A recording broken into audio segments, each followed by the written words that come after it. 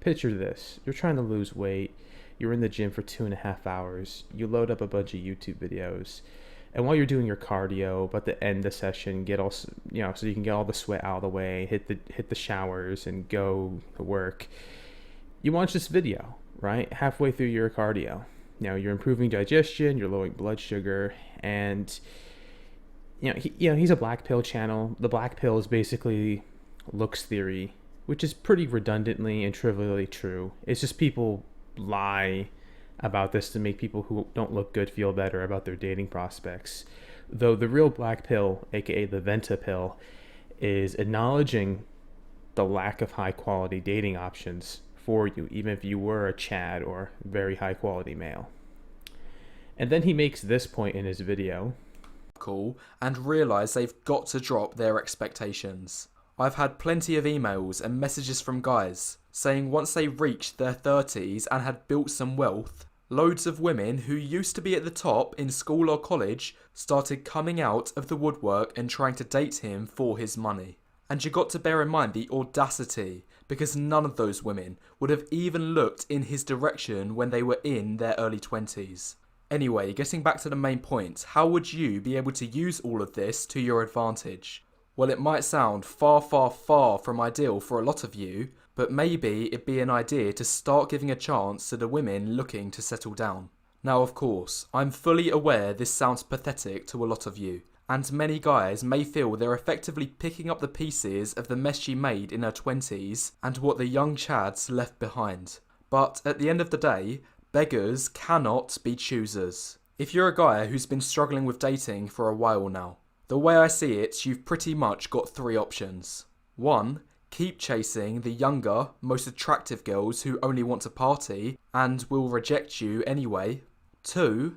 Date the less attractive, older women who have been through their party phase already and are ready to settle down. Or 3. Don't participate at all.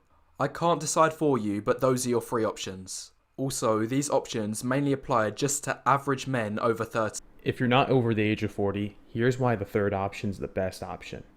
What is the third option? Well, here's some clips of the third option. I think that my expectation was that families have two parents and you have children. And as I got older, I realized that it probably wasn't going to happen with another person. And so I decided to set up on a journey of having my own family in foreign countries. So realizing that I needed to find another option, I started exploring surrogacy. I went with a company called Growing Generations, and within 4 months, I was pregnant.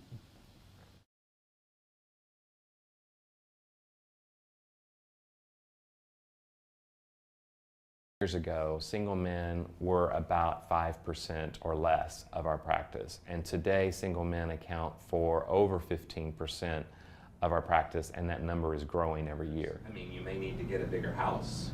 We definitely see more single gay men than we do single straight men. I think partially because a lot of single straight men imagined that they would find a woman someday and have a family the old-fashioned way, whereas single gay men knew from the beginning that their only options were adoption.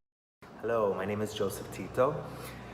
I have created this channel because I'm going through surrogacy, and I didn't really find much information on people going through surrogacy and the process from a man's point of view. It was a painful, long journey. I went through 5 embryo transfers, and finally I'm pregnant. Well, I'm not pregnant, the surrogate's pregnant. With twins, so I got a lot more than I bargained for. But I'm excited. I don't have a clue about babies, but I will learn. If you have any questions about surrogacy or anything, feel free to contact me. Counted for, I spent a whopping total of $69,475. So basically $70,000 to have my children. So huge cost, but in the grand scheme of things, when I think about what a lot of people spend in the States, which is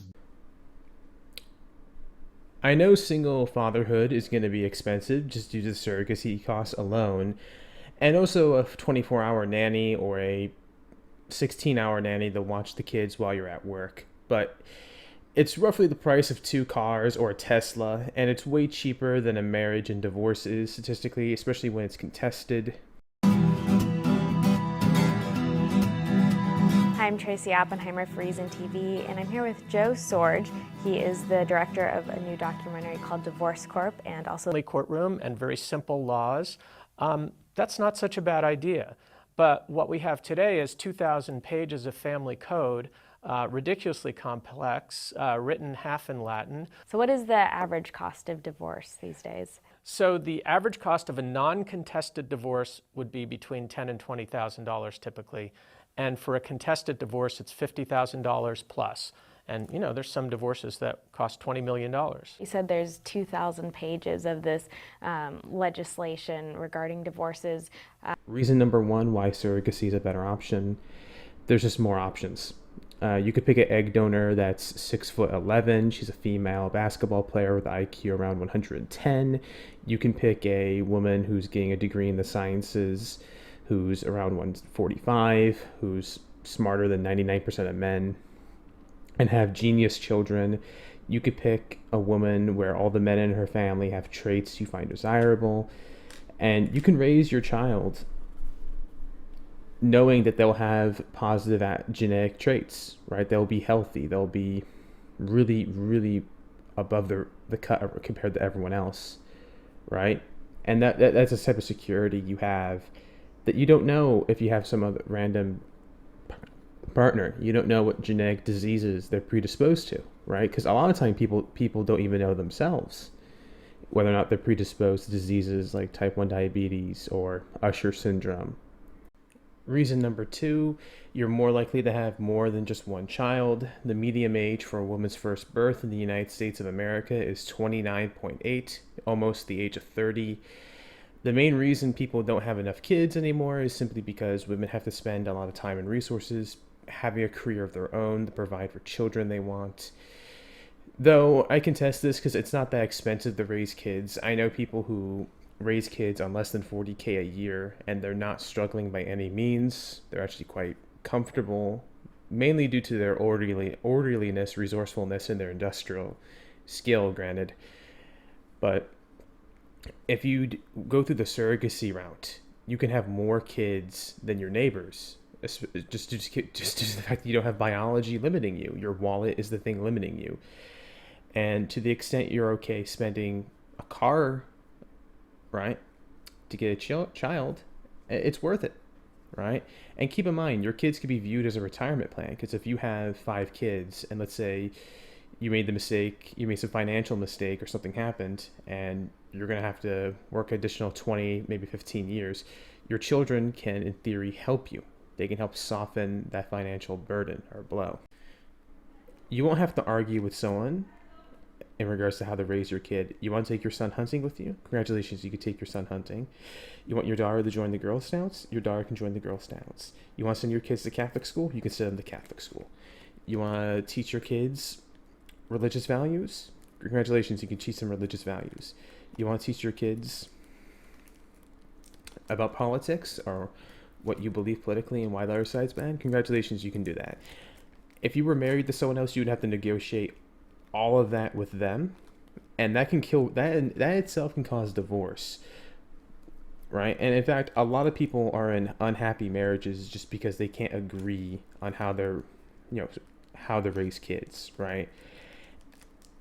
And the fact that even happens just shows why too many people focus on 50% divorce. I'm more curious to see marriage satisfaction rates. Reason number 4, join the human biological arms race and be one of the early adopters that have super children. There's a movie called Galaga, right? It was partially produced by Danny DeVito. I forgot the director's name. It's like Andrew something. I'm not a big movie guy, but the premise of the movie is humans learn how to edit DNA and make select certain genes that guarantee certain traits in children. And what ends up happening is that rich people who can afford this technology end up exponentially having smarter and smarter kids, or stronger, like just genetically healthier and perfect children, to the point that The poor especially can't keep up. They can't mobilize to the top of society anymore. And what you end up having is this underclass of people who will never be able to compete with the upper class. And what ends up happening is the upper class just views the lower class as monkeys without the strength.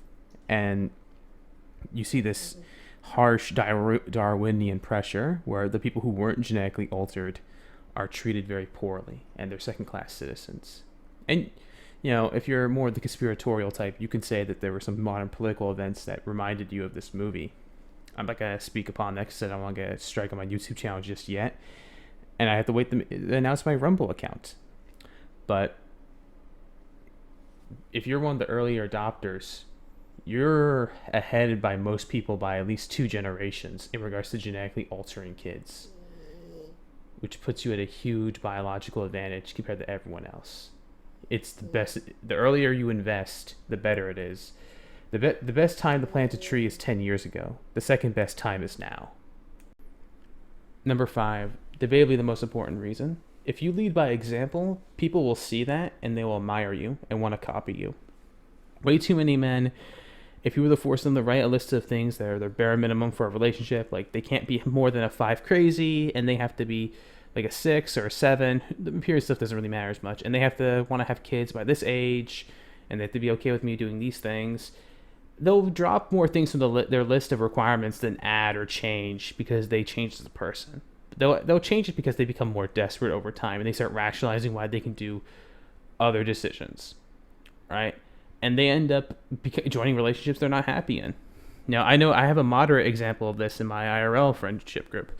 I'm friends with a guy who dates a woman who's so fat that she weighs 286 pounds, I believe. She's 6 foot tall. He's 6'2", and in the words of Base Fizz, she is a fatty bobabby, and he has to watch pornography to gain an erection to have sex with her because he doesn't find her naturally attractive, right? Like he just can't get it hard for her, right? And this is a moderate example because I know a guy who literally chased after a woman who falsely accused another man of rape, right? For very slight dist, right? And thankfully no one hangs out with this woman anymore. No one wants to associate with her, but he still did, and people judged him heavily and scorned him for that. And they thought he was dumb for it. No, he was desperate. That's why he did it. Desperation causes men to do dumb things, right? You quote Robin Williams, God gave man enough blood to operate a brain and a penis, just not at the same time.